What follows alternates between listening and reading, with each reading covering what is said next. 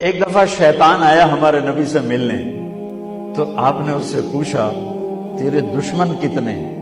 کہنے لگا 15۔ آپ نے فرمایا کون کون ہے؟ کہنے لگا پہلا تو تھوڑا ہی نمبر ہے، پہلا نمبر تو تھوڑے نال میرا لگو ہے۔ پھر کہنے لگا وہ مسلمان جو 24 گھنٹے باوضو رہتا ہے وہ میرا بڑا دشمن، جو باوضو رہتا ہے اور باوضو سوتا ہے، ایک فرشتہ اس کے لیے بندگی کا ثواب لکھتا رہتا ہے۔ خیر واپس آتا ہوں، میرے نبی نے فرمایا 4 باتیں لے لو اور دنیا بھی تمہاری آخر، ساری PIA زندہ ہو جائے گی، ساری اکانومی زندہ ہو جائے گی، ساری معیشت زندہ ہو جائے گی۔ 5 بھی نہیں، ایک انگلی بھی آپ نے نیچے کر دی کہ یہ بس اتنی لے لو۔ حفظ و امانت، صدق حدیث، حسن خلیقت، عفت فی طعمت۔ کیا خوبصورت! ساری زندگی کسی کو دھوکہ نہ دینا، دیانتداری، دیانتداری۔ میرے ملک کے ادارے کیوں ڈوب گئے؟ دیانت نہیں چلی، کھوٹ آ گئی، دھوکہ آ گیا۔ میرے نبی نے کہا حفظ و امانت، کبھی امانت میں خیانت نہ کرو، صدق حدیث، کبھی جھوٹ نہ بولنا، ہمیشہ سچ بولنا۔ میرے نبی نے فرمایا میرا امتی ہر گناہ کر سکتا ہے، 2 نہیں کر سکتا، ایک جھوٹ کبھی نہیں بولے، ایک دھوکہ کبھی نہیں دے گا۔ میرے نبی کی 2 صفتیں ہائی لائٹ ہوئی، صادق اور بولو کیا ہیں؟ کوئی اور بھی تو ہو سکتی تھی، جس سے مشہور کیا، کعبہ قوسین بھی تو ہے، اور ادنا بھی تو ہے، واللیل بھی تو ہے سیاہ زلفوں والا، والضحیٰ بھی تو ہے روشن چہرے والا۔ کس سے مشہور کیا؟ صادق امین۔ اگر آپ مجھ سے سوال کرو، میں ممبر رسول پہ بیٹھا ہوں کہ مولانا صاحب سارے دین کو 2 لفظوں میں بتاؤ، ساری شریعت کو، تو میرے پاس 2 لفظ ہیں، سچائی اور امانت داری۔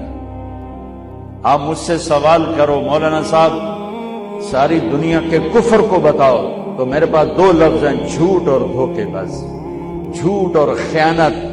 پوری دنیا کا کفر ان کے اندر چھپا ہوا ہے، سچائی اور دیانتداری، پوری دنیا کا اسلام اس کے اندر چھپا ہوا ہے۔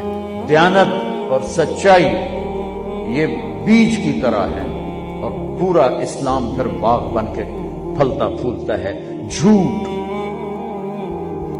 اور دھوکہ یہ بھی بیج کی طرح ہے، پھر اس سے کفر کا جنگل کانٹوں بھرا جنم لیتا ہے۔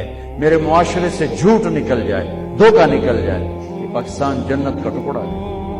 اور یہ حکومت کے بس اب نہیں ہے کہ وہ سب کو سچ بلوائے، یہ مجھے کرنا ہے، مجھے کرنا ہے، میں نے اور آپ نے اس کو شروع کرنا ہے۔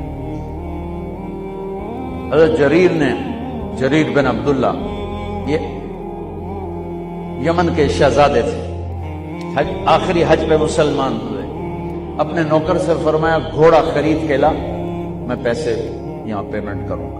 وہ منڈی میں گیا، 300 روپے کا گھوڑا لے کر آیا۔ جب انہوں نے گھوڑوں کو دیکھا تو وہ قیمتی تھا، مالک کو پتہ نہیں تھا، اور یہ گھوڑوں کی نسل کے پہچاننے والے اس سے کہنے لگے تیرے گھوڑے کے 400 کر دوں؟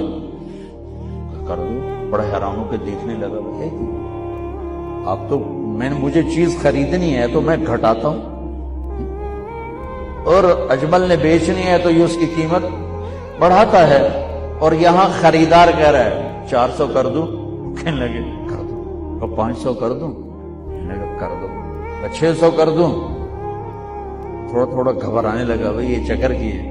700 کر دوں؟ 800 کر دوں؟ وہ کہنے لگا حضور تسی لینا تو لگو، پر میرا مزاق تھا نا، تسی اٹھو، کدی لین والے بھی پیسے بتائے، تسی میں نے 300 دے میں جاواں، کہنے لگا اس کو 800 دے دو اور گھوڑا باندھ دو۔ وہ حیران خوشی سے چھلانگے مارتا ہوا گیا۔ تو جب وہ چلا گیا تو نوکر نے پوچھا میں جب 300 میں سودا کر کے آیا تھا تو 500 کس خوشی میں بڑھائے؟